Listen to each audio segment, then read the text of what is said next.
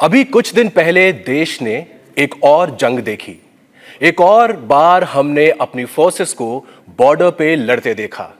हमने missile launches की headlines पढ़ी, चारों ओर देशभक्ति का जज्बा देखा, पाकिस्तान को मात खाते हुए देखा। इस इंसिडेंट ने मेरे मन में एक सवाल खड़ा कर दिया। क्या हर जंग सिर्फ बॉर्डर पे होती है? क्या हर दुश्मन पाकिस्तान का झंडा लेके आता है? क्या हर बार हमारा दुश्मन हाथ में बंदूक लिए एक टेररिस्ट होता है? हर शत्रु अपने देश का झंडा हाथ में बंदूक लिए नहीं दिखता।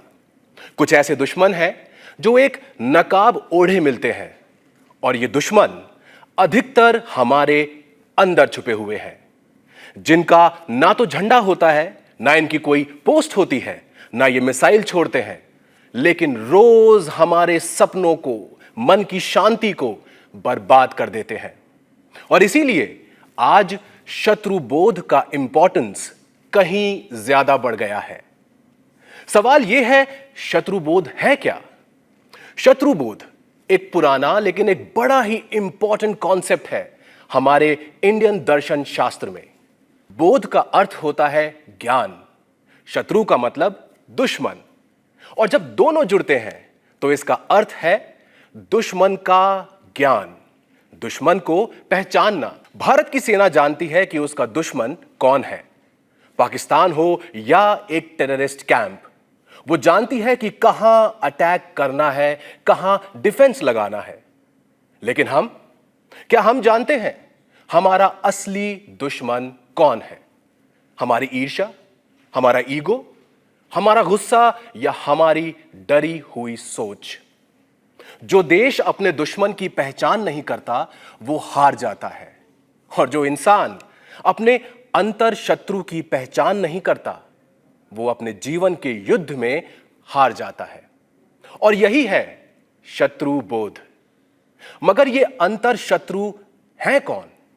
ये पाकिस्तान नहीं है, ये कोई टेररिस्ट कैंप नहीं है, ये है हम खुद, हमारा अधर्म, हमारी अपवित्र प्रवृत्तियां, जो है काम, अनकंट्रोल्ड डिजायर्स, क्रोध, एंगर, लोभ, ग्रीड, मोह, अटैचमेंट, अहंकार, ईगो। इन सभी के बहुत बड़े एग्जाम्पल्स हमारे चारों ओर हैं। रामायण में देखिए, रावण एक महाज्ञानी था, लेकिन अपने काम और अहंकार के शत्रु को पहचान नहीं पाया और लंका जली।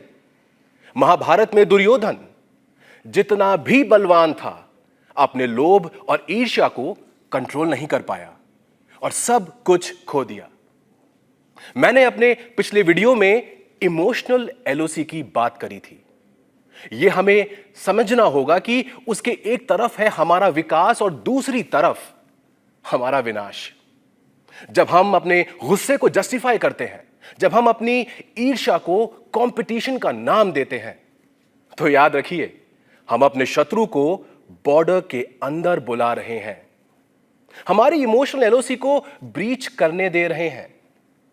हमारा मन हमारा देश है, हमारा विवेक उसका रक्षक, और हमारा विकार हमारे मन का शत्रु।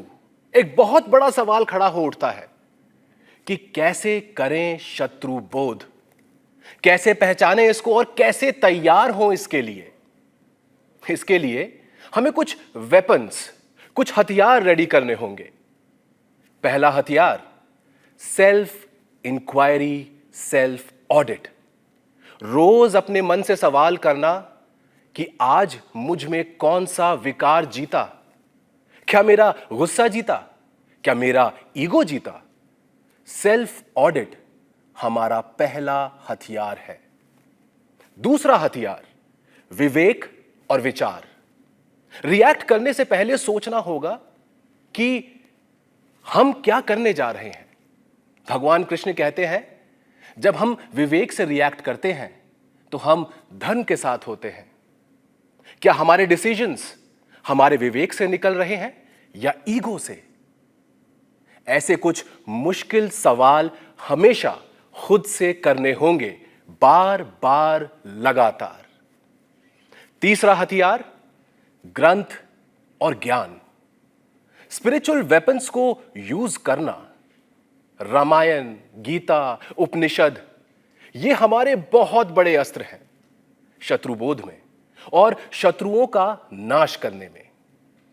जिस तरह से एक मिसाइल दुश्मन को मार सकती है, ठीक वैसे ही ज्ञान हमारे अंदर के शत्रु को जीत सकता है।